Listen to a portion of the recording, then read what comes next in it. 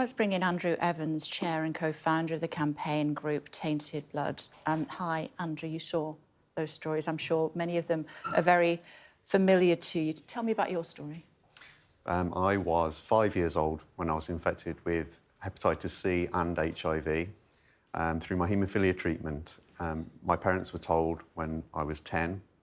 I don't know why the delay was there between my infection and my parents being told.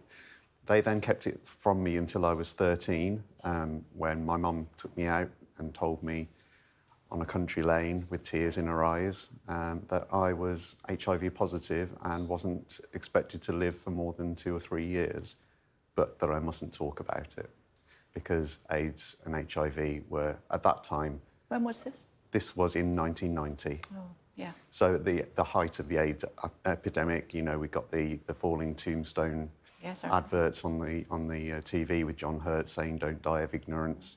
It was just something that we were told not to talk about, and I've since spoken to many families where they were found to have HIV within the family through haemophilia treatment and had their car scratched with AIDS dead and the house painted with AIDS scum. It was such a scary time, but it was a burden that really I and other people had to carry on our own. We couldn't talk to anyone. I pressed the Minister to say sorry this morning. He didn't want to do that for whatever reason that is. I'm sure that you want every politician dating back decades to apologise for what's happened. Yeah, unfortunately, this scandal's gone on for so long that many of them just aren't around anymore. You know, this should have been sorted out in the 1990s at the very latest, sorry. We have to live with who's available to apologise to us at the moment, and we believe that the Prime Minister will be offering an apology this afternoon, but we really need him to know what he's apologising for, and he needs to apologise on on behalf of all of the people that have failed us over the years, including subsequent governments from the scandal who have just covered this up for so long. It's not about money, but of course you want some compensation. There have been interim payments, I believe, but a figure of £10 billion is being mooted at the moment. Would that be satisfactory? It's hard to say without knowing what the tariffs are. Obviously, the people that are infected need that money very desperately, so speed is of the essence.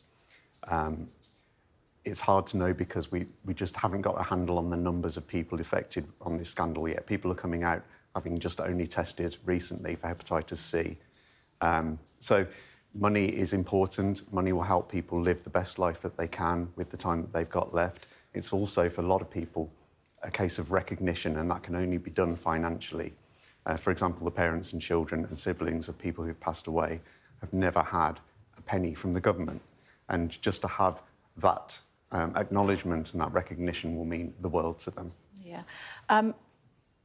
Are you confident, or how confident are you that you will finally be vindicated today after all of these decades of heartache and suffering? It's a big worry, nervousness. A lot of us are terrified that the report today won't be everything that we think it will be. But as I say, we do think it will be damning. The report has been pushed back twice now on account of the fact that there's been many criticism letters sent out by the inquiry under the maximalisation process. And that says to us, along with the way that the inquiry conducted itself since 2016, including people front and centre, hearing from them first and last, making sure that they heard from absolutely everybody that was involved back in the day who's still alive, that really does give us confidence, and we just hope that this today is finally our day and we can start to heal from this now. And how's your health, Andrew? It's OK at the moment, thank you, Kate. Yeah, I'm never going to be fit and healthy.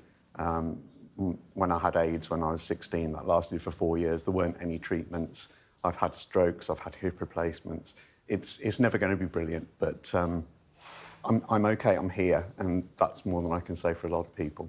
Well, I hope today is your day, not just for you, but for all of those that have suffered. Thank you. Thank you very much indeed for talking to us today. Thank you. You. Big day today. Absolutely. Thank you.